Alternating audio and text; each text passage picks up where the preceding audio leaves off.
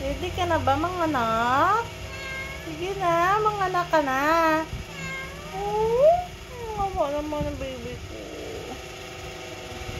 Kasing pusa na to, pag nanganak talaga, ako, naglalambing talaga sa amin, parang papatulong, papakaawa.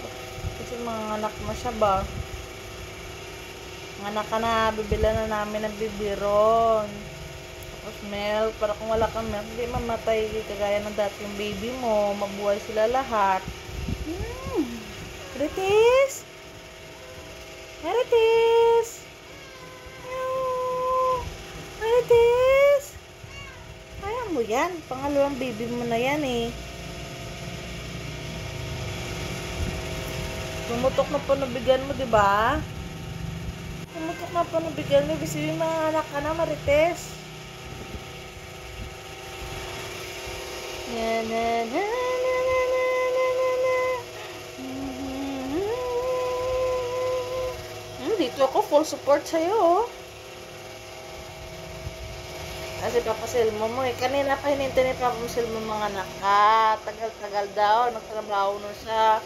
Hindi ko ako na magsasama sa'yo sa panganganak mo. Kulit-kulit talagang pusa na to. Parang tao eh. Ano? Gabi ka pa talaga, Marites. Marites? Nanganak ka na? Ano naman yun eh.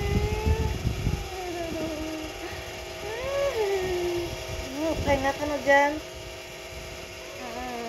Pahinga ka na. Ilutin kita, ilutin.